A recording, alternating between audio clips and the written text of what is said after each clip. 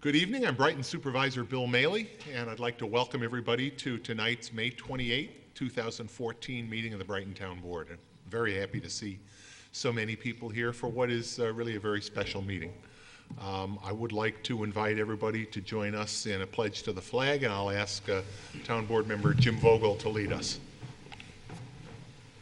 Pledge allegiance to the flag of the United States of America and to the republic for which it stands, one nation under God, indivisible, with liberty and justice for all.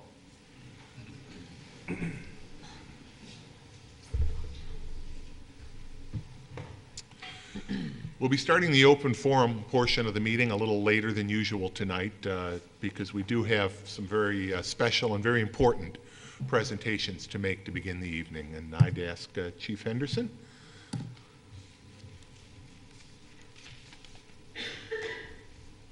Thank you, Supervisor Maley and members of the Brighton Town Board. Tonight's a special evening for all of us in the Brighton Police Department. Since the early 1990s, we have presented departmental awards. The awards, I'll read for you what our general order talks about. The awards that we will be giving tonight acknowledge commendable performance and will be recognizing their outstanding efforts. There's a number of awards that will be given. They include Distinguished Service Awards. Let me give you an idea what Distinguished Service Award in order to get recommended for this award. An officer who intelligently and in the line of police duty distinguishes himself or herself in the performance of an act of courage involving risk of imminent serious physical injury with knowledge of the risk for the purpose of saving or protecting human life. And I'll explain what the officers did. There are 4 officers that will be receiving a Distinguished Service Award. We have officers that will be receiving life-saving awards. Life-saving awards, and the performance of his or her duty renders medical first aid of a distinguished or unusually credible nature to a person whose life is an immediate, imminent threat, and does so in a manner that most certainly sustain the person, enabled such person be delivered alive to a medical facility. We have 2 life-saving awards. 3 officers will be recognized for their actions tonight. We will be presenting Excellent Police Service Awards. The Excellent Police Service Awards acknowledge outstanding proactive police work.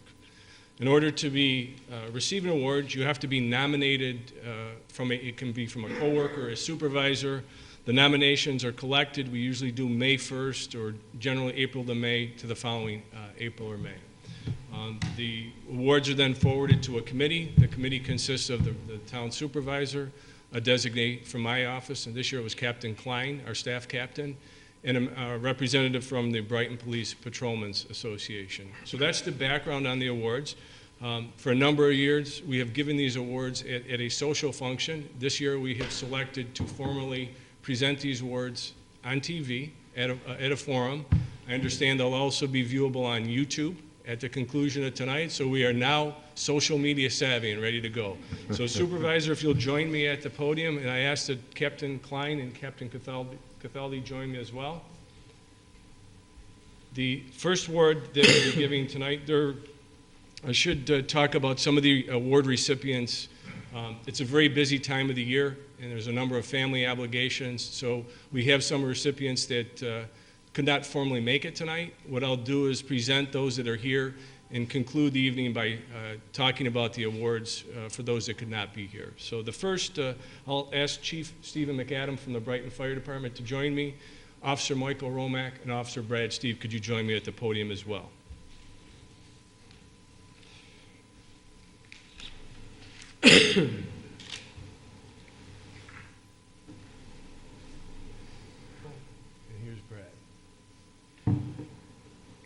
This first award happened not too long ago.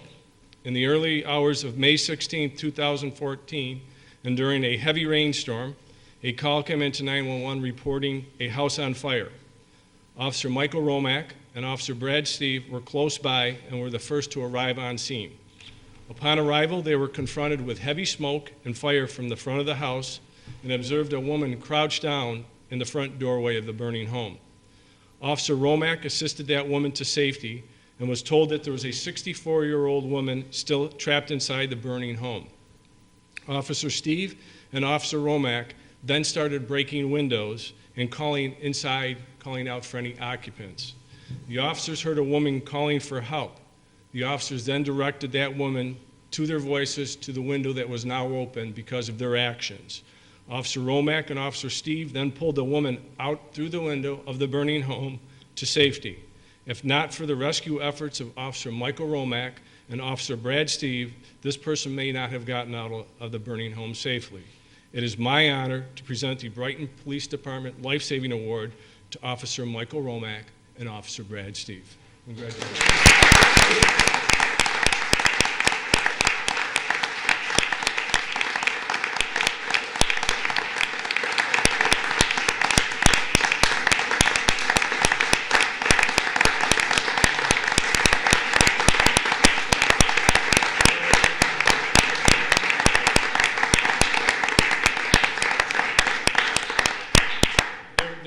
They're choosing not to use the open mic, but I will point out this is not Mike Romack's first appearance at the podium for a life-saving award. He was recognized for his actions in East Rochester. You may have seen him on the TV this weekend. He's the fire chief of the East Rochester Fire Department.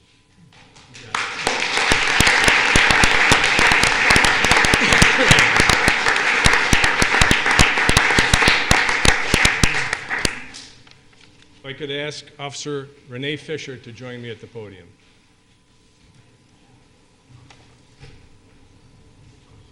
And I didn't give you an opportunity to speak. Jump in anytime here. On September 19th, 2013, Officer Renee Fisher, along with members of the Brighton Fire Department and Brighton Volunteer Ambulance, responded to Dorking Road for the report of a 35-year-old male who was unconscious and not breathing. Upon arrival, Officer Fisher quickly sprang into action and assisted other personnel present. Officer Fisher cleared the individual's airway and assisted with artificial respirations, while fire personnel did chest compressions. Eventually, the individual began breathing on his own and regained consciousness before being transported to the hospital. If not for the quick actions of Officer Renee Fisher assisting with resuscitation efforts, and Brighton Fire Captain Ned Benson, firefighters Bruce Blackman, John McNamara, Spencer Kennedy, and Warren Johannes, there is no doubt that this person would have passed away. It is my honor to present Officer Renee Fisher with the Brighton Police Department Life Saving Award. Congratulations.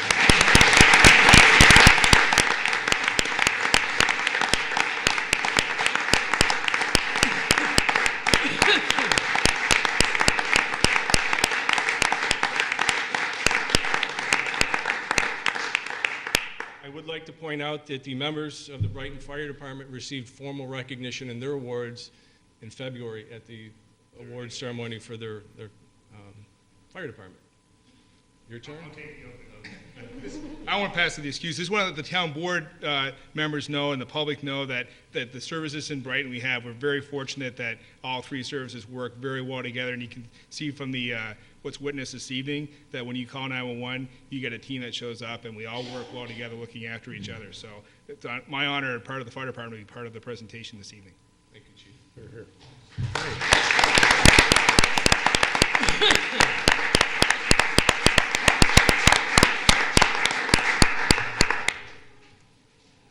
Lieutenant Michael Desane will join me at the podium, please.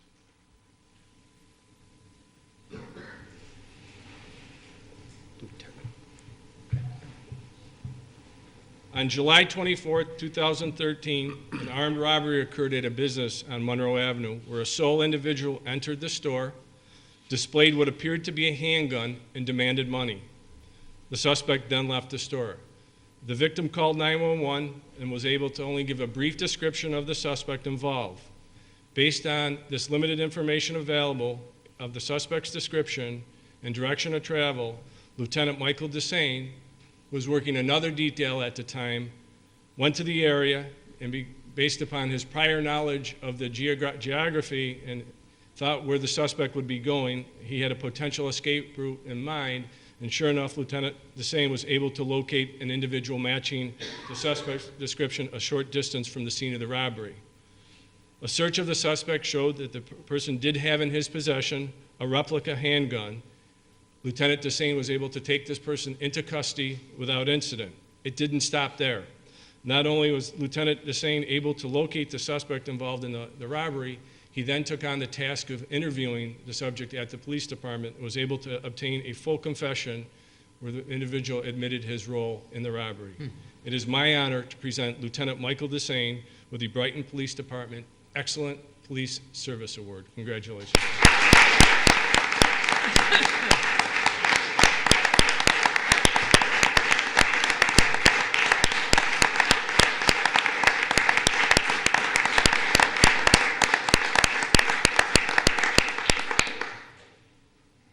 Investigator Dennis.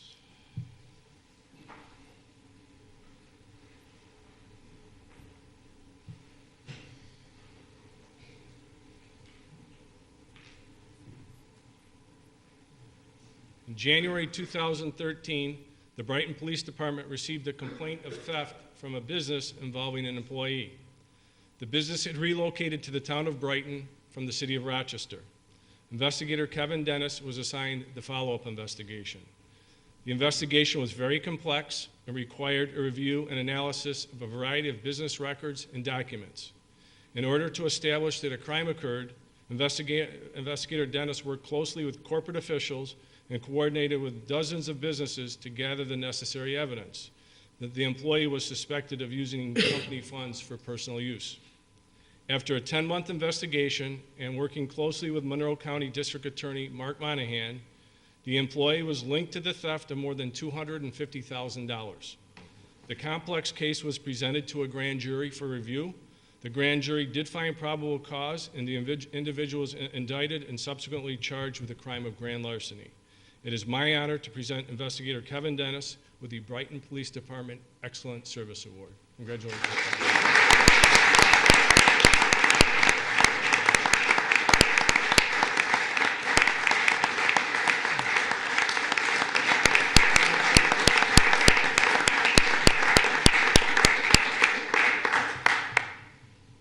Investigator Timothy Karch, could you join me at the podium, please?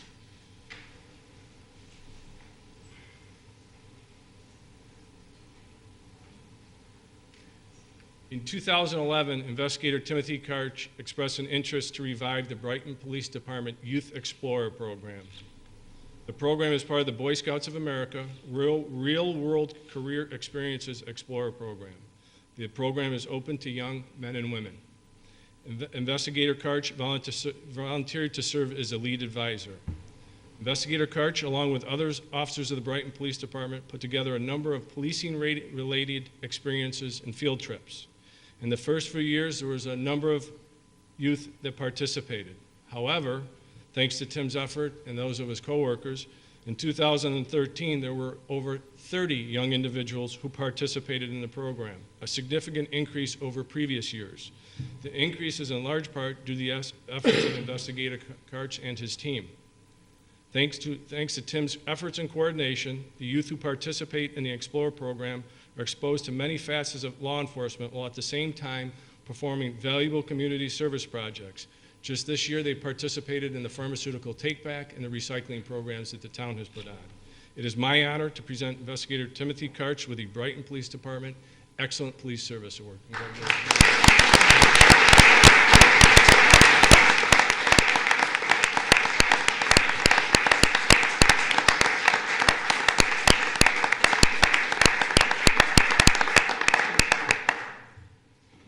It is also customary during our annual award ceremony to recognize the outstanding efforts of citizens in our community. Would Christine Fantuzio join me at the podium, and Chief Zerby from the Monroe County Medical Examiner's Office, if you'd join me as well. This will all make sense.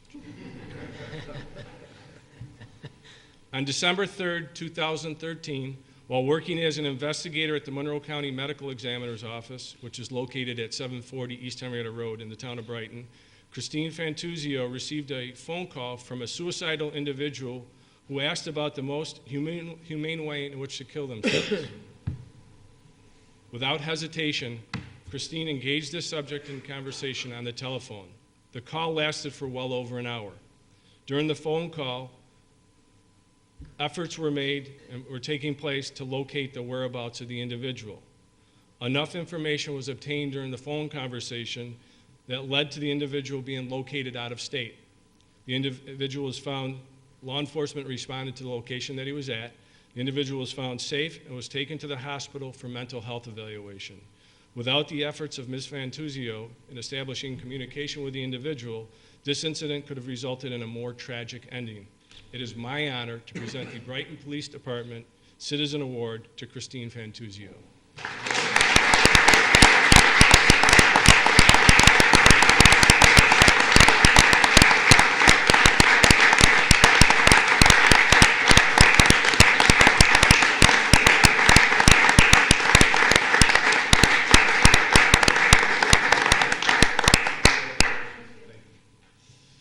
Open mic, nobody takes an opportunity to use it.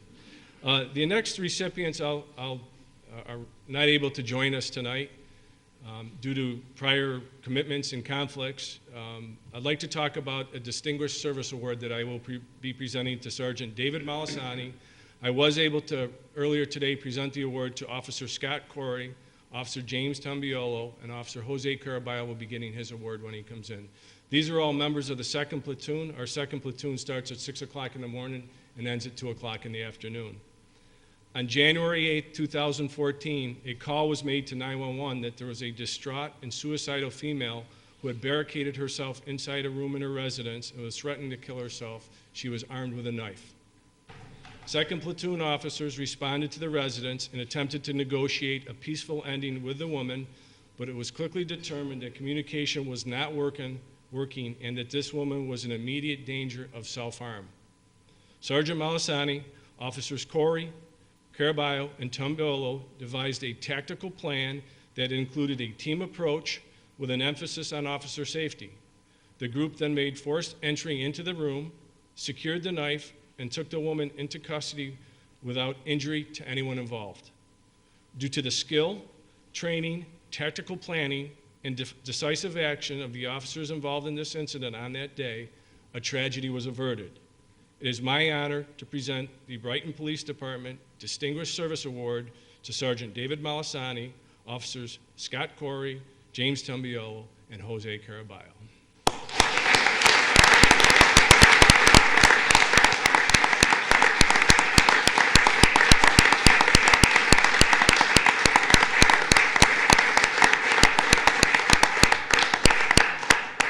Finally, I have one last presentation. It's to a citizen, a resident of the town of Brighton, Ms. Lisa Lindsay. Ms. Lindsay could not be with us tonight. She also has a prior commitment. On November 22nd, 2013, Lisa Lindsay observed a vehicle and several individuals in the driveway that she did not recognize. In her opinion, they were acting suspiciously. Rather than just dismiss this, Ms. Lindsay called 911 and reported the suspicious activity along with suspect descriptions, vehicle information, including a license plate number. In the process of calling 911, the vehicle and suspects left the area. With the information gained that was put out on through the 911 system, a short time later, the vehicle was stopped and was found to have stolen property in it. Thanks to the information provided by Ms. Lindsay, a group of individuals were arrested for a series of residential burglaries in the Rochester area, including the town of Brighton. Lisa Lindsay, if she were here, I would tell her she's commended for her actions and willingness to get involved. She saw something and said something, and as a result of her actions, individuals who had just committed a crime were taken into custody and stolen property was returned to its owner. It is my honor to present Lisa Lindsay with the Brighton Police Department Citizen Award.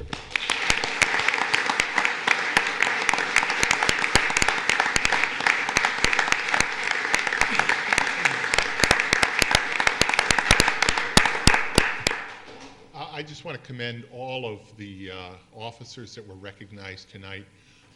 You exemplify the caliber of our Brighton Police Department that we are rightly proud of. So my congratulations to each of you and to all of our men and women in the Brighton Police Department, because you are out on the streets working for the people of Brighton every day.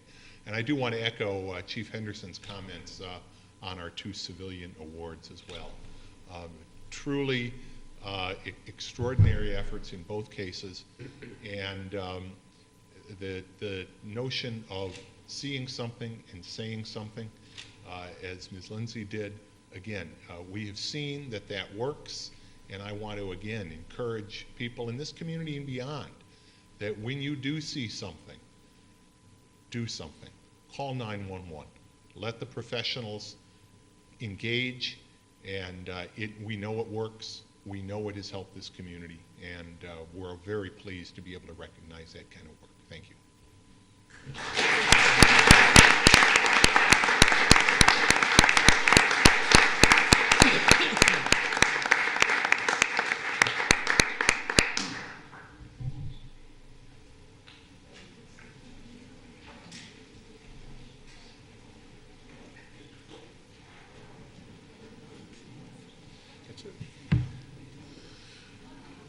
We'll just take a moment to let people that are leaving. Obviously, we encourage everyone to stay that would like to, but we understand you want to congratulate the people that have been recognized tonight.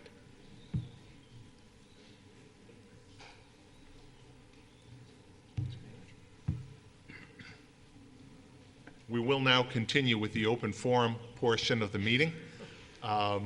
During the open forum, as we do at every meeting, we encourage people to ask questions. You can also, if you're watching at home, whether on your TV or streaming on the internet, and you'd like to call in with a question or a comment during the open forum, whether it's about something that's on the agenda or any other matter you'd like to discuss, please call us at 303-3060. Someone will take your call and relay it to the board.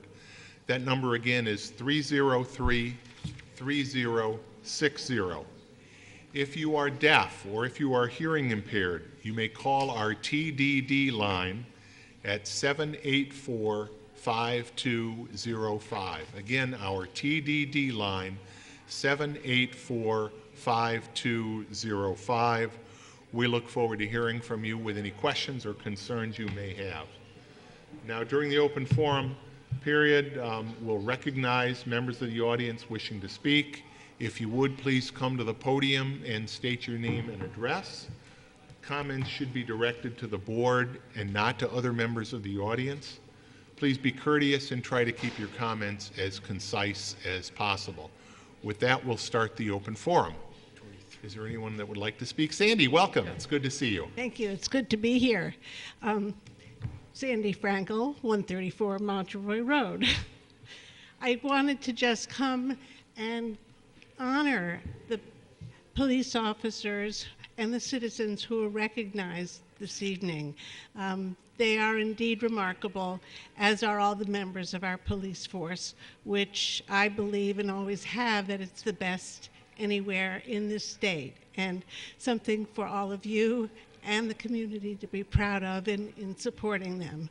So I just wanted to say that, and it's good to be here, good to see you all, and I know that following my comments, Ray will have some updates on the Brighton Bicentennial, and I've been pleased to be honorary chair of this year-long celebration.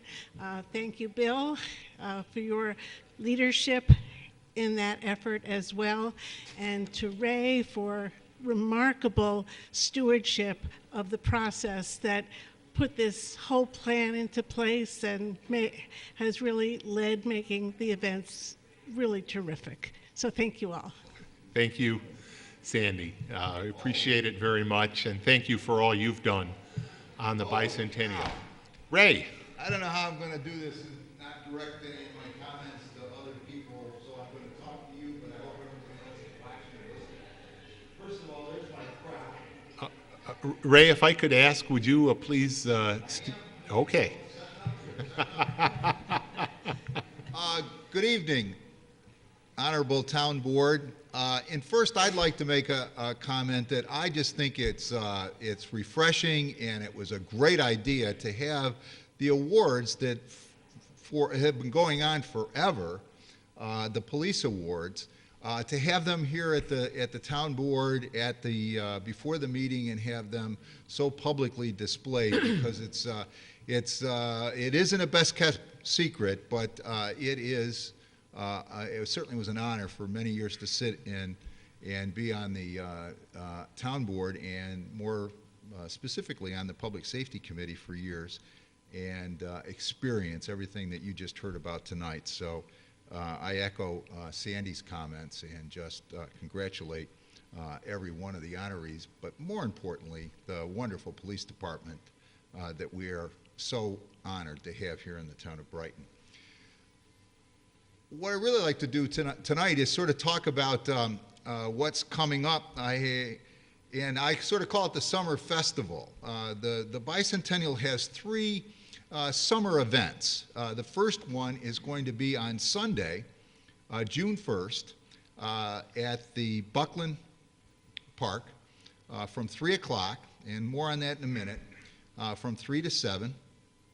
The second summer event, of course, is the 4th of July, which will be held it actually will start at 12 Corners early in the day with 5K, and I understand there's going to be a ceremony at Memorial Park, and there's going to be a pancake breakfast in the morning, and then the day transitions to Meridian Center Park in the afternoon, where there will be the carnival is probably the wrong word, but the festive part of there will be kids rides, a lot of good food, and then of course we'll have the usual sky coasters, which will go on 7 o'clock, 7:30 or so. 8 o'clock. 8 o'clock. 8 o'clock. Well, With some great musical acts throughout the afternoon. and then followed, of course, by the fireworks at dusk. The third summer event is Canal Day, and that's on August 10th. And I don't think we've really announced this previously, but we are going to feature free rides on the canal. We're going to have rides all afternoon. On Sand Patch is going to be ours for the day, and we're going to run as many shuttles up and when I say trips on the canal, it's really a demonstration. It's going to come with an educational component. People will board the Sand Patch. They'll experience the lock. They will go out in. They will travel west on the canal, turn around, come back to Lock 33, which is on Edgewood Avenue. That will all happen on August 10th. The JCC has graciously allowed us to use their parking lot. We're also making arrangements to park at the French Road School, and we're going to have a shuttle that'll come back and forth. There'll be more details on that later, but that'll be the third summer event. Now let's go back to the first one, which is June 1st. And you know what? I don't think I can jinx it now. The one thing, we've been working on this for a year, and I'm going to mention some of the very important partners that we have in this in a minute. But the number one thing is the weather. And, you know, we're planning and planning and planning, and it looks like we're going to have a reasonably good day on Sunday. It looks like it's warming up nicely. I've actually been watching the wind meter because I've been out there a couple of times, and when it's windy, it causes some problems with things such as tents and entertainment and some of the things that we've got. But that all looks like it's coming together. The picnic will start at 3 o'clock. Let's do the most important part first, parking. Parking is, of course, going to be a challenge. What we've done is we've made arrangements with the Church of Latter-day Saints. They are going to graciously allow us to use their parking lot. So if you're coming, why don't you go to that lot almost first, because we know there's a lot of spots in there. We'll have a shuttle from there. If you don't want to walk across, we'll have a crossing right there. The Brighton Police will be putting in a crosswalk for the day, or a temporary crossing, monitored crossing for the day. But more importantly, we'll have that shuttle to get people up to the concession building in the park. Of course, we've got our parking lot for the park, and the festivities start at 3 o'clock. The entertainment will start at that time. It'll be kicked off with and Sky Sands is going to be on at 4 o'clock. There'll be entertainment all day. But let's talk a little bit about what we really tried to do is to play to the old-fashioned nature of a picnic, which is to put the family out for a day, and more importantly, concentrate on kids. Kiwanis is put together with Brighton Neighbors United. Those two have just got a special day planned for kids. It's going to come with a petting zoo. There's a dunk tank. There's a bounce house. There's all kinds of old-fashioned games that are going to be on. There's a pie eating contest. There's a watermelon spitting contest. I mean, there really has been a lot of thought and loving care that has gone into this to make this a special event for kids. Now, we can't forget the adults, and for the adults, we will have Tom Walls is going to set up a portable restaurant for the day. They'll come and they are going to graciously donate a nice portion of their proceeds back to our celebration to help underwrite some of the things that I just mentioned. We have a great partner in the summit that will underwrite the entertainment, which includes the Amy Montroy Trio. Is it Dick Lane? I'm embarrassed. I think it's Dick Lane, okay, which will start the thing. Of course, Sky Sands, and then we actually have a DJ that will take sort of the MC duties. But I want to mention some of the neighborhood associations. The whole plan, the genesis of this was, in the beginning was, let's take the energy of all the neighborhood picnics that you see all around Brighton. And it's not taking the place of all those picnics. A lot of those neighborhoods are going to have their picnics anyways, but let's tap into that energy. And what we did is put Brighton Neighbors United. Judy Schwartz was really the partner from the Bicentennial Committee. And I've got to name the special neighborhood associations that have really been involved in this. Not that we don't have participation from others, and that this isn't going to be all encompassing. But the Bel Air neighborhood, Evans Farm, Ferndale, Roselawn, Vienna Wood, Virginia Colony, and Willow Bend, they have all not only put all their efforts into it. They've made contributions to underwrite some of these games that we talked about. So it really is going to be a special day. There's going to be a scavenger hunt. I forgot that. The scavenger hunt. There will be a scavenger hunt that will take place. We're going to have a birthday cake, sing happy birthday, obviously. Karen Morris, Judge Morris, is going to come with kazoos, and she's going to lead the happy birthday, I believe. We have the whole park, obviously, to have this celebration. So I've gone on for a long time, but we're all excited, and it looks like it's going to be a pretty neat day. So stop by, and as I said, we're going to make sure that if you're parked remote of that park, we'll do everything we can to try to get you there. Get you there comfortably and safely. That, by the way, is being underwritten by Park Place Limo. They have donated their time for the shuttle for the day. And I know I probably forgot some people and things. The time, 3 to 7. I said that, didn't I, Sandy? Okay, Sandy. It's from the time is from 3 to 7. And we're, again, really excited that it's there. I'm going to leave this sign right here. I'm going to actually put it up behind you or something so that people can take a look at it as you go through your meeting. And does anybody have any questions? Ray, I would just say, you talk about tapping into the energy of those neighborhood associations. I feel very fortunate that we have been able to tap into your energy throughout this bicentennial year. And as Sandy said, I can't thank you enough for the work you've done so far. I do want to remind you that the year isn't even half over yet, so don't start thinking about slacking off, but I know you wouldn't. Well, thanks. And listen, I feed off other people. You know, that's you know, when other people get going, it's awful hard for me to slow down. So all of you just keep me going. And I'm glad, you know what, in a way it's half over, Sandy, but you know what, it's, we're having a lot of fun. The best So is yet to come. the best is yet to come. Thank you. Thank you, Ray. Thank you very much. And I want to echo what Ray said. I hope everybody will come out this Sunday, June 1st, Buckland Park, 3 to 7, for the biggest picnic Brighton's ever seen. Okay, is there anyone else that would like to address the board during the open forum portion of the meeting? Then if not, we will continue with the agenda. Can I have a motion to approve the agenda? So moved. Second. Discussion? Please call the roll. Councilmember Vogel? Aye. Councilmember DePoncio? Aye.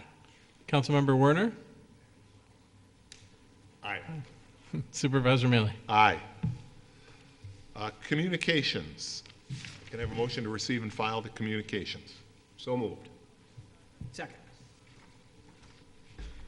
Tonight we have a couple of communications concerning the purchase of a street sweeper, and that's on the agenda for tonight, and we'll be taking action on that later. We have a motion and a second. Any further discussion? Please call the roll. Councilmember Vogel? Aye. Councilmember DePoncio? Aye. Councilmember Werner? Aye. Supervisor Mealy? Aye. I would just note, I referenced 2 items of correspondence, email correspondence. There was a third, but the individual that sent that asked that it be kept confidential. So, committee reports. Parks and Recreation has not met since our last meeting, so we'll go to Finance. Chris. Bill, the Finance Committee met on May 20th, which was last Tuesday, and all the matters that are on that were on that agenda are on tonight's agenda as well. Other than for discussion with the electronic banking policy was discussed at length and continues under discussion. The next meeting of the Finance Committee will be June 3rd, next Tuesday, and the public is invited to attend at 3:30 in the stage conference room behind us. Thanks, Chris. Jason, Public Safety. Yes, the Public Safety Committee has not met since our last town board meeting. Our next regularly scheduled meeting will be on Tuesday, June 10th. We meet in the lower level conference room here at Town Hall at 8 a.m., and the public is invited to attend. Thank you, Jason. Jim, Public Works. Yeah, Public Works has not met since the last meeting. Our next scheduled meeting is next Monday, and that'll be at 9 a.m. in the lower level community meeting room. And the public, as my colleagues have said, all these committees are open to the public. Thank you. Thank you. One other thing, and we've talked about it, and it sort of relates to public safety and the Parks and Recreation Committee, is the parking along the Park Road from Westfall Road into the Buckland Park parking lot. We've set a public hearing, and we'll be taking action on a local law to put those parking restrictions into place. But I would note, and any of you that have been out there recently, you will note that there are temporary signs indicating that under police order, parking is prohibited along that park road from Westfall Road back to the Buckland front main parking lot. It's a matter of public safety. There's a lot of kids, a lot of families coming to soccer games and other sporting events there. They're excited to get out and play ball. We're always concerned that they're going to come out of a car, dart across traffic. We also know that visibility is reduced there if there are cars parked and, of course, potentially emergency vehicle access. So Ray and Sandy talked about parking on Sunday for the picnic, but at all times, parking is not allowed, and we really appreciate everybody's compliance. When I've been out there since those new police order signs have been out, I was pleased to see that no one was parked, and I hope that continues. But we will be enforcing that restriction. So please remember, the parking lot has now been striped. That's going to add some parking spaces in there, so please, park in the designated areas only. Thanks very much. Now we'll go on to new business, reading and approval of the claims. Chris? Bill, I've reviewed claims totaling $544,397.60. The claims of note, the biggest is the Excellus Blue Cross Blue Shield premiums of some $245,000. The second quarter fire protection service for West Brighton is $192,595. But saw many signs of the season there. We saw the geese control for $650, the Sporty Sprouts in the rec department for $623, the public pool permit to the Monroe County Public Health Department for $110, and also 2 new flags in the Department of Public Works for $350. So the summer's upon us, and there was no salt spent at all this month. I was pleased to see, and the claims appear to be in order, and I move that they be approved for payment. Second. Discussion? I think we can confidently say that there will be no salt used next month either. Well, Hopefully. Commissioner Keefe, can we rely on you for that, or? We must have gotten lucky. We have a motion and a second to approve the claims. If there's no further discussion, Dan, please call the roll. Councilmember Vogel? Aye. Councilmember DePonzio? Aye. Councilmember Werner? Aye. Supervisor Maley? Aye. Jim? Next item is to award a bid to low and responsible bidder Joe Johnson Equipment Company with authorization for the supervisor to execute an agreement for the same for the purchase of 1 street sweeper at a cost not to exceed $190,900. I move on the resolution as prepared by the attorney to the town. Second. Tim, if you could talk about this bid briefly, or... I didn't want to talk about the bid. I just wanted to talk about this and all of the resolutions. I would note that when I drafted them, I was unaware that Councilmember Navros would not be present, so that I would ask that whoever moves the resolution and whoever seconds the resolution accept as an amendment the striking of Councilmember Navros's name from being present on each one of those resolutions as we go forward. And I think we can do that globally throughout the meeting. Now, Tim. Certainly, Bill, I'd be happy to. As you know, that whenever we put a piece of equipment or a vehicle out to bid, we write a specification for it. Then the specification is tailored around our needs. So we had 3 bidders for street sweepers, and this is a 3-wheel configuration that we like. They're called the Pelicans, Elgin Pelicans. They sort of look weird out there. I think that's why they named them Pelicans, because if you've ever seen a pelican fly, it's sort of reminiscent of that. So the bids range from about $170,000 to $190,000. The one piece of equipment that did meet our specifications, excuse me, is the one that we are recommending for award at $190,900. The other 2 did not meet our specifications. There was some concerns raised by some residents of town. Receipt of that communication, as the supervisor alluded to earlier on in the agenda. That was, I believe, brought upon by the fact that this is not the cheapest piece of equipment that was submitted for bid. However, the other piece of equipment did not meet our specifications. So, in fact, when we went back and we tallied it, approximately 20% of the items that we had for the bid specifications were not met by the other piece of equipment. So it wasn't even close or even considered that there was something marginal about this recommendation here. So that's why we're recommending this piece of equipment. It is suited for our needs. We use this for many, many things, particularly when you say street sweeping, that is what it is used for, but there's many, I guess, subsets, if you will, of what we use it for. When we do our chip seal program, we need to go out there when we put down the stone and the oil is to pick up the extra stone that is there afterwards, and we probably go through numerous times, not just once or twice, but multiple times to collect that stone. This this particular model, this particular street sweeper has met our needs and done it very satisfactorily for you know, the years that we have it. So I do recommend it as noted in the letter. Thanks, Tim. As I looked at these, there were those two other bids. In the lowest bid, one of the things that jumped out at me is that the engine that was provided in that low-priced, or cheap, as you used the word, none of these are really cheap, but the least expensive, was what's called a Class 3 engine. Today, the current standard, and actually that would have to be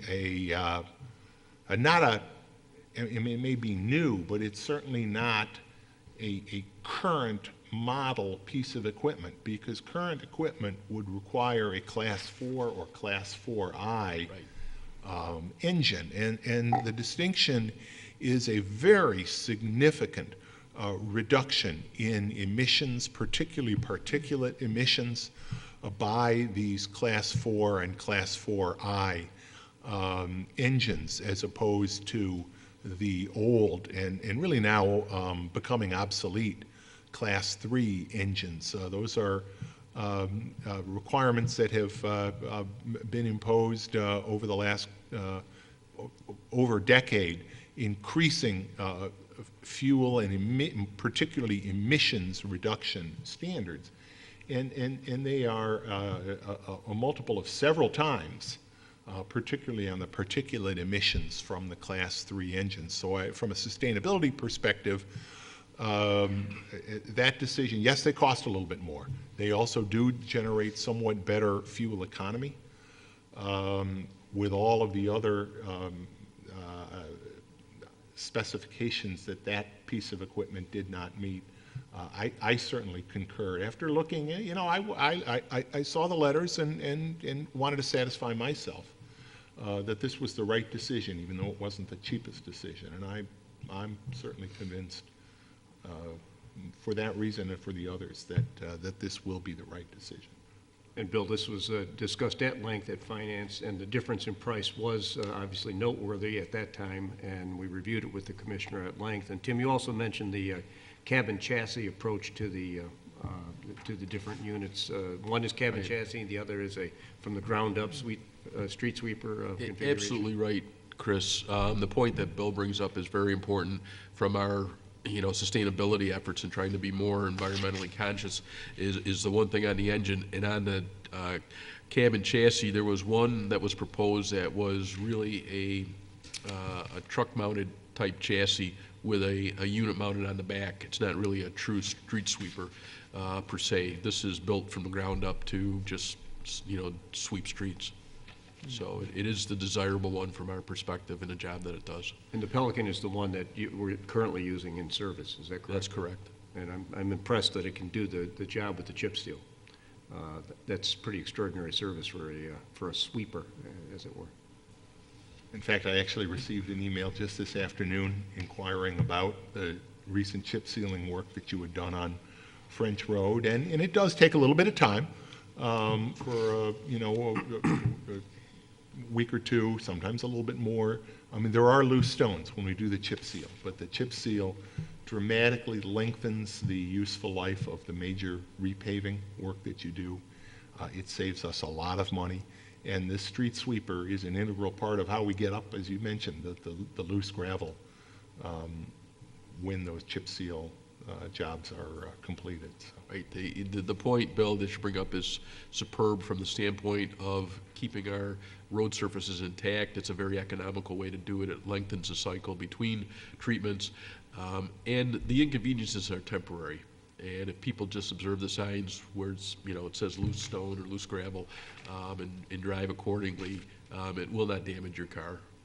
You just have to be prudent. And within, like you say, a couple weeks, it's like it never happened. Ken, did you want to? Yeah, if I could I just want to make sure I understand everything here relative to the specifications. Did you specify specifically a 2014 Elgin Pelican street sweeper? No, but what we wrote the spec around was that particular piece of equipment. are there other companies other than Joe Johnson Equipment who sell that piece of equipment? I'm sure there are, Ken. They probably have territorial rights within the, the manufacturing, or people that might be on county or state bid for this particular piece of equipment. The only concern I would have is whether there was the ability for other companies to meet the specifications with either a Elgin Pelican, because they also sell the same street sweeper, or another manufacturer street sweeper that would meet the specifications, just so that we didn't write the specification in a way that only one company could win, right?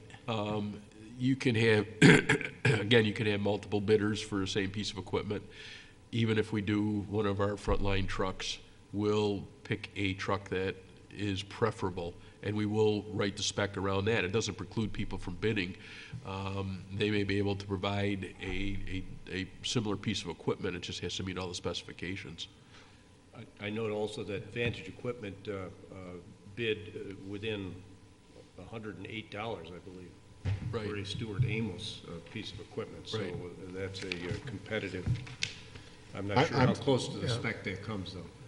Well, But that it's almost Vantage, virtually the same price, yeah, but a that different Vantage piece of equipment was a completely different design, as I Correct. understand it. That was the case. And the SynCon was, they took 31 exceptions to your bid spec. So I have no problem with those not being responsive. The I issue agree. is- It's obviously important that we not game the specs, so that only one manufacturer can necessarily provide equipment, even on frontline trucks you mentioned, but we've had several different manufacturers over the years that we have purchased their trucks. And it is important that we continue to have true competitive bidding, but with specs that meet the actual needs of our department. Let's go beyond Certainly. specs for a minute. Let me jump in here. First of all, we haven't said anything about integrity, reliability, longevity, and for $18,000 delta, we may end up with a $40,000 reliability. We don't know that, Jim. We don't- What well, we the know, specifications what we are- know is that vehicle does not meet our specifications. I Right. don't I want to mean- speculate on what might or might not Right. be. We've What got- we I mean, we've know got- is that truck, that sweeper, did not meet our specifications. We've got a competitive in bidding law that multiple we have to respects. follow, and Correct. we have to go with the lowest responsive. So we've got two that are non-responsive. Correct. And responsible, I believe you said they also didn't meet bidder qualifications. I don't know the details there, but I assume that goes to the responsibility issue, so there's two. I'm not sure that there's a responsibility issue, but I there is don't know, clearly a I couldn't tell, responsiveness but it's issue. clearly non-responsive. So the one that was successful, the one that met all the specs, I just want to make sure that we didn't do anything that was proprietary for that one company, so that only that company could bid. And it sounds like that is the case, that we are fine with the way the spec That's was written. Other companies could have bid who would have sold us something that either was an Elgin or was on spec. We just didn't get those bids. Right. Correct? Yes. Okay. Okay.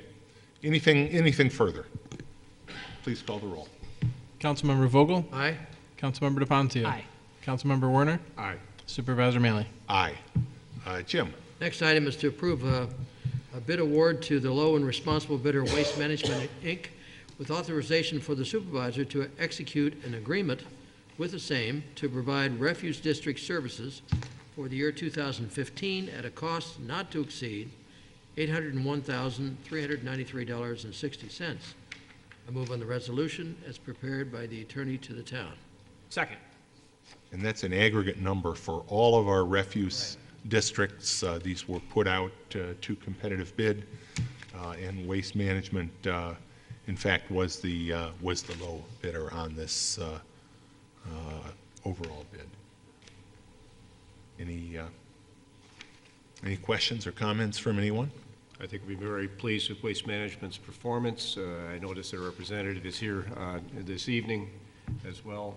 And I also noticed, independent of refuse districts, they've been quite responsive in our parks and changing the containers for our recycling. Yep. Jim, I know, and so forth. And Jim, those, you made the motion. Do we have, did someone second that? Okay. Jason did. So that's, they're remarkably outstanding now. You can't miss which one is recycling and which one And we is appreciate refuse. that. Thank you, Mike. Appreciate that. But that's common with the sort of service we've seen from Waste Management. Any further discussion on this? Tim, how's this going to compare on a per household basis in our refuse districts compared to what households in the districts are paying this year? Good question, Jason. I think we're down 2.9% Down. from what the current That's- rate is for this year. And that's So, great news. yes, pleasantly, with the bidding process, we have realized savings for the residents in the districts. Great, great. Good. And there are renewal procedures in place going forward. That is correct. Good. Do we know what percentage of the town is served, the residences in the town are served by refuse districts as opposed to independent contracts at all?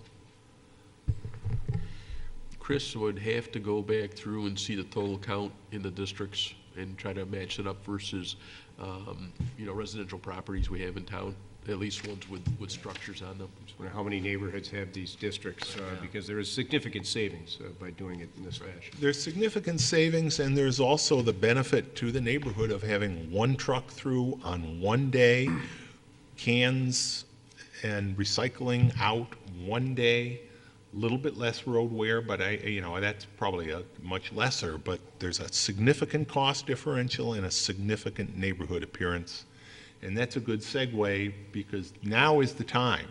I was If just there's gonna any ask that. neighborhoods out there that are interested in taking advantage of what really are some significant savings, this is something we've done in a lot of neighborhoods in the town. It's a grassroots effort. We do it neighborhood by neighborhood. And we would encourage any of you that are interested, if you're watching at home tonight, get in touch with our Public Works Department. We can walk you through the steps that are needed, and we can even assist you in doing that, in setting up a neighborhood refuse district to add on to the dozens of refuse districts we already do have.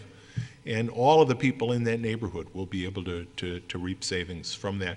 But it's important that you do it really now in the next couple months.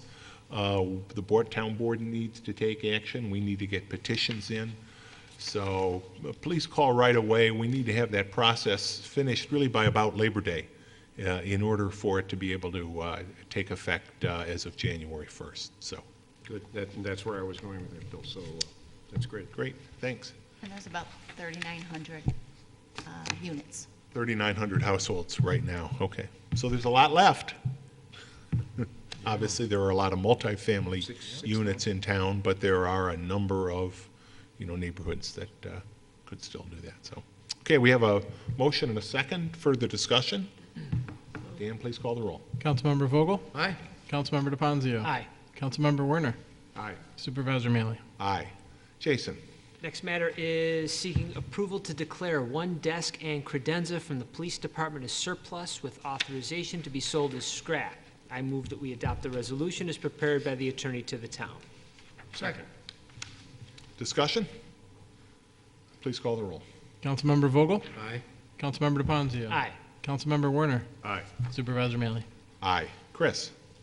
Bill, the next item was discussed at the Finance Committee. It's to seek approval to adopt a revised charge and credit card policy, or use policy, excuse me. I move that we adopt the resolution as prepared by the attorney for the town. Second. And Suzanne, can you walk us through this at all? Any significant, what do you see as the significant changes here? Well, we've had a formal charge card policy for many years, and this is adding the ability to use a major credit card on a limited basis when needed. And we've just incorporated some more safeguards into the policy. We really have, For safekeeping of the cards and how they're being, even though these procedures are already being followed, we wanted to document them, like how the cards are being issued and signed out of the department and returned, and the receipts and that kind of thing.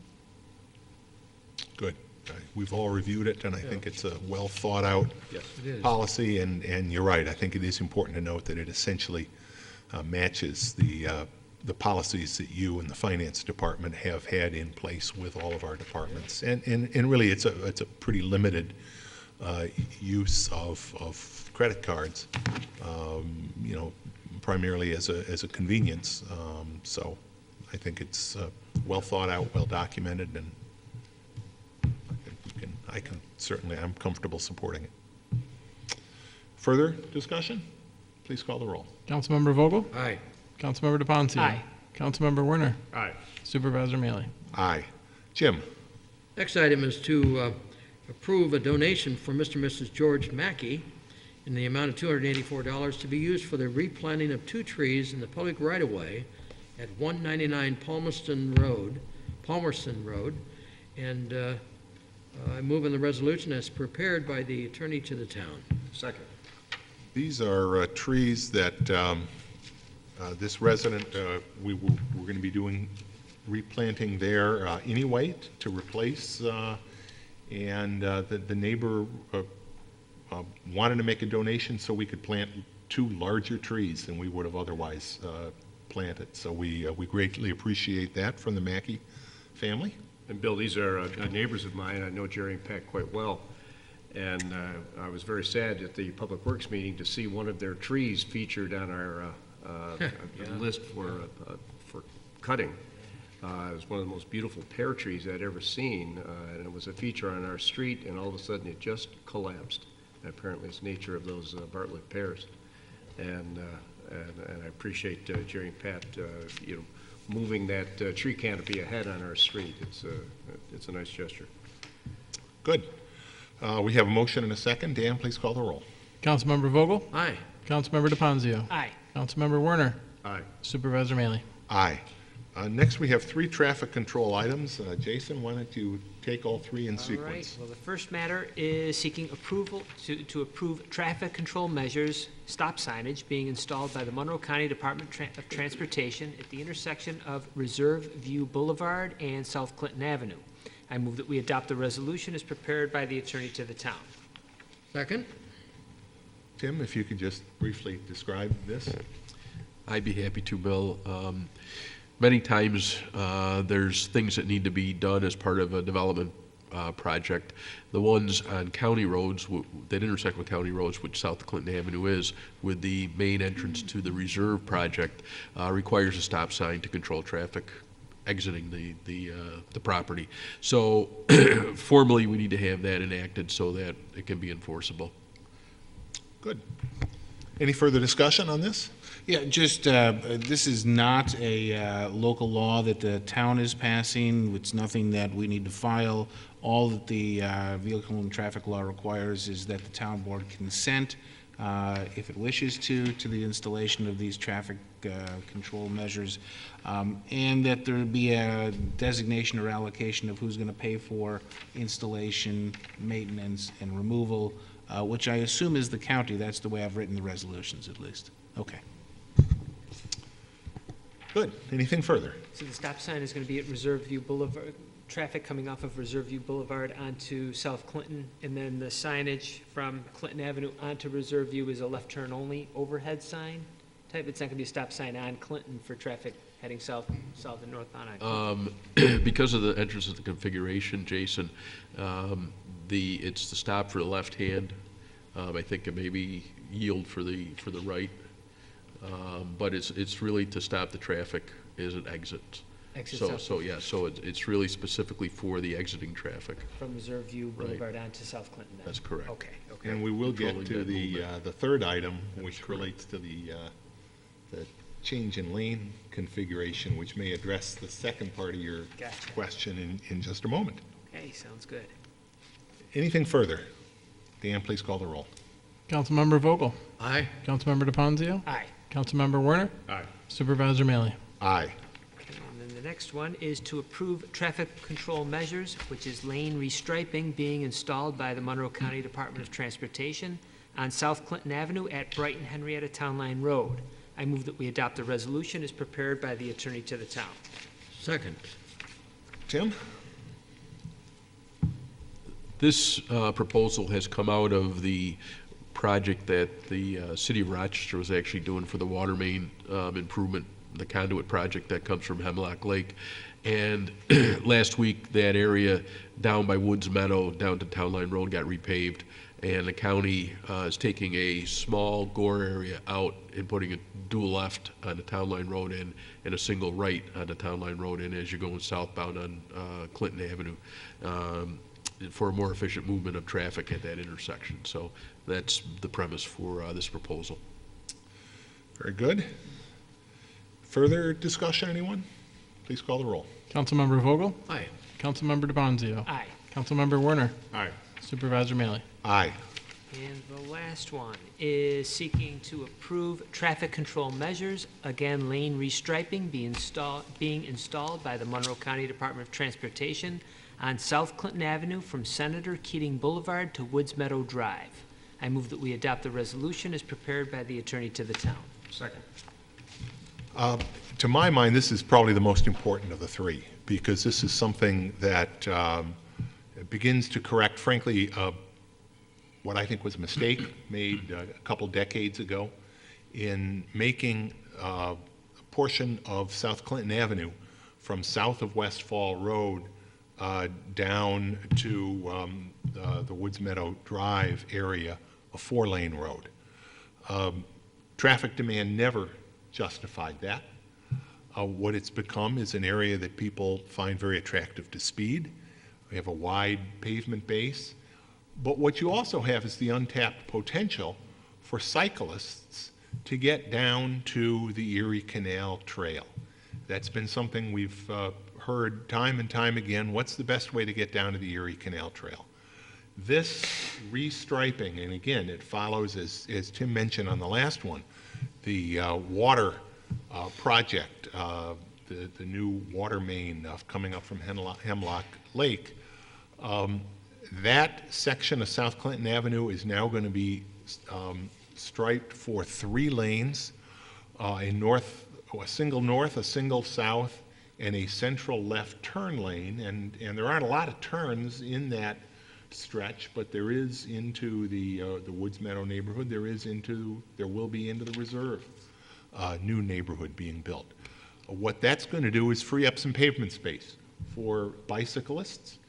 As part of this project, there's some work that's going to be done in the parking area on the west side of Clinton, which also leads down to the trail to the Erie Canal Trail. So this work is going to make it somewhat easier to get down to the Erie Canal Trail.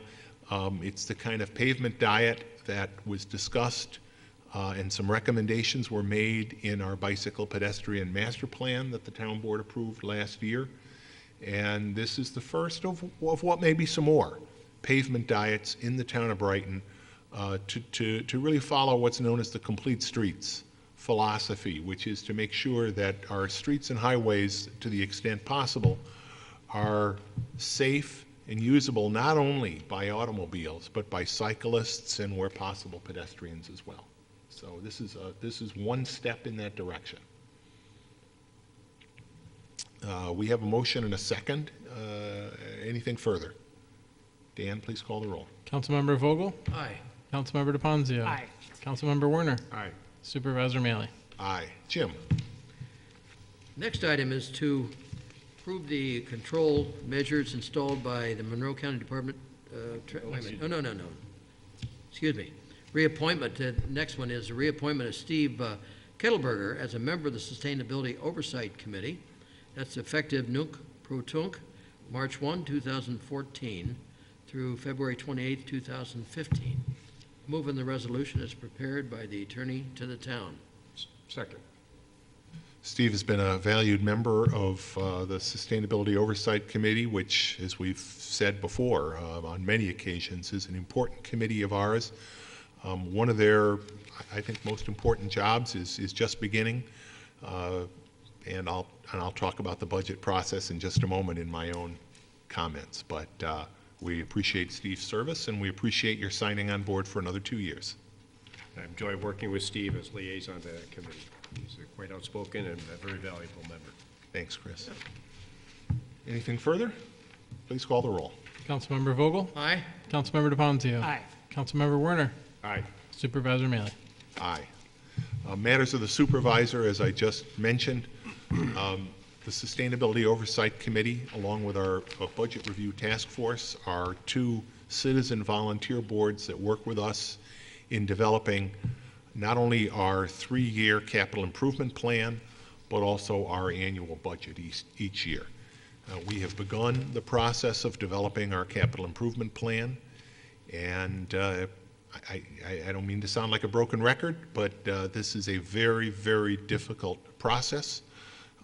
Both the capital improvement plan and the annual budget, we work very hard with those committees to make sure that we provide the levels of service and the level of capital spending and capital programs that are consistent with the demands of our services that we provide to the community, but also are done on as cost-effective a basis. And when it comes to the Sustainability Oversight Committee, as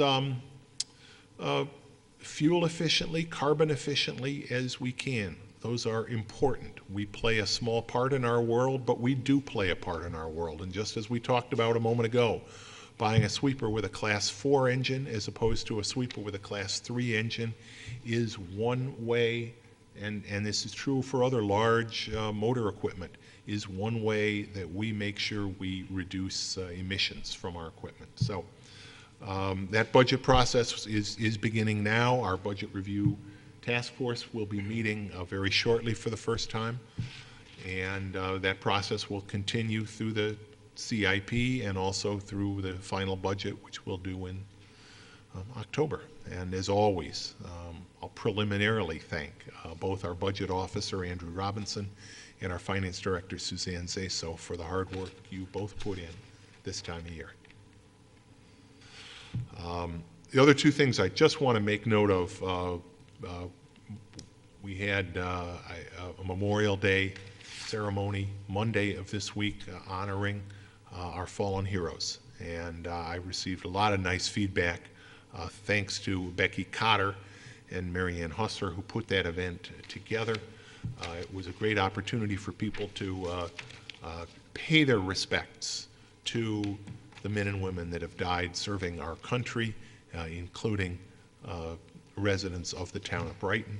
It was an opportunity for some people that haven't been out to the Veterans Memorial to see it. It was also an opportunity for people to see the Buckland House. And I want to thank Mary Jo Lanfear, who, along with Becky, have really implemented some improvements there in the Buckland House. And I want to invite everybody, when you're having fun with your family on Sunday at the Bicentennial Picnic, the Buckland House will be open, and I want to invite everybody to stop in and see a little slice of Brighton's 200 years right there at the Buckland House. So that was Monday, Memorial Day. Sunday in the morning was our season opening of the outdoor farmers market at the Brighton High School. We had great weather. We had great weather for both of those events. We hope we can keep that streak going this Sunday. But it was wonderful to get back out, see so many people at what is really one of Brighton's great gathering places, the Brighton Farmers Market. So we'll be there again next Sunday and throughout the season. This coming Sunday is also our bike rodeo.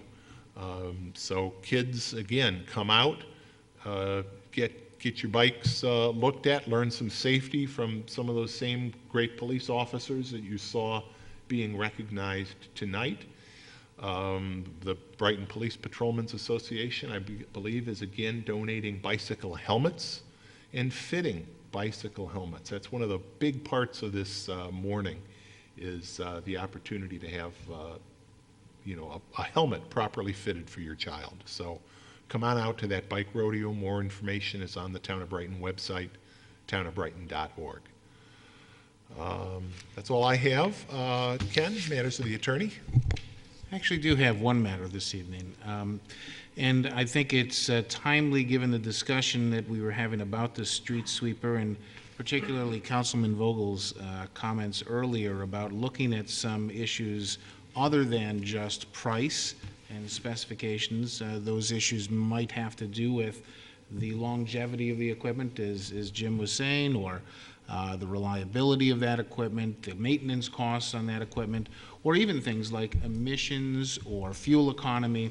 All of those could be factors that we could insert into the bidding process under a value bidding scenario.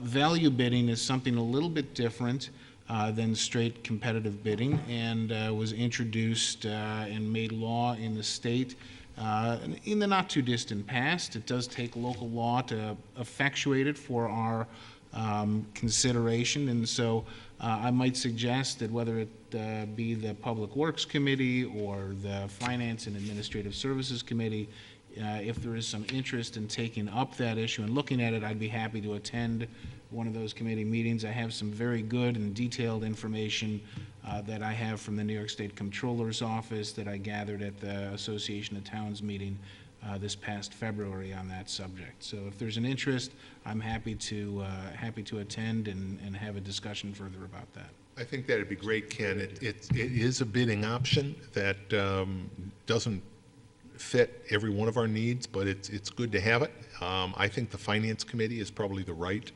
setting for that. You know, if we can get you in even as early as our next meeting next week, What's your that time, would be. what's your availability, Ken? Suzanne, can we put it on the agenda For next next week? Tuesday, we could. And you meet at what Or time? 2 weeks? 3:30. 3:30, every other Tuesday. Most every other Well, we'll set it up, and I'll put together a presentation, and Good. we'll get it on your Okay, agenda. touch Tuesday. A great suggestion. Thanks. And you're always welcome to the Public Works Committee, which is next Monday at 9. We even serve coffee. Thank you, Ken. Anything else? That's all I have. Dan, matters of the clerk. Taxes due Monday. Oh. Now, any of the last remaining payments, the town will continue to collect until, because the 31st of May is on the weekend, so Monday the 2nd will actually be the final day that we will be collecting before we close out and turn everything over to the county. So if anybody still has their final payments to get in, we'll see you soon. Thanks, Dan. Matters of the town board. Bill, I'm looking forward to the picnic on Sunday, and I understand amongst the events is a three-legged race. Now, Ray indicated to me that perhaps this was only for children, but I thought an appropriate matchup would be Town Clerk Amon and myself as one team, and an appropriate matching would be yourself and Jason DePonzio. And so Formal challenge. I formally challenge the two of you. The proverbial, the white glove across the face of days of old. I don't know if they know what they're getting themselves into. I like the idea of hitching whatever star I have to a marathon runner. With a short Jason? stride, though.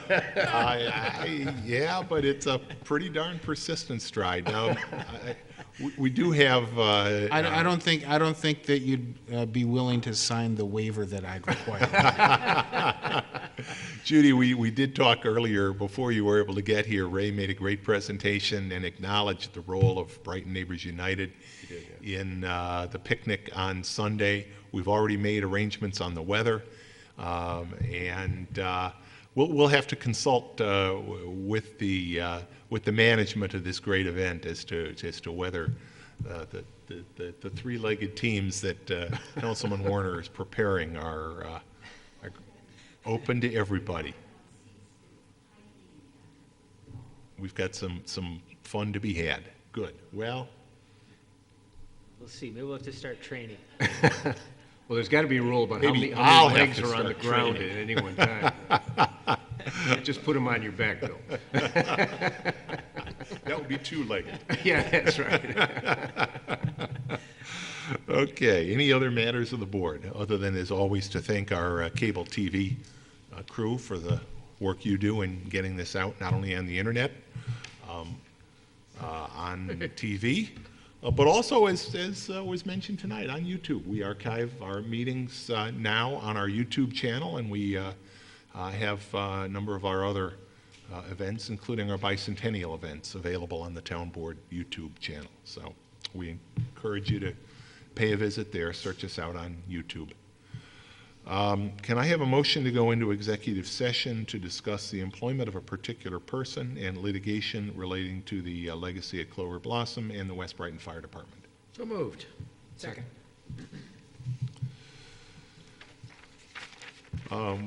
Please call the roll.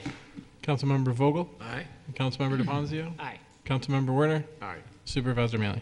Aye, we won't be coming back out after that. We'll adjourn the meeting directly. So I want to thank everybody who was here tonight. Again, congratulate the police officers and civilians who were recognized.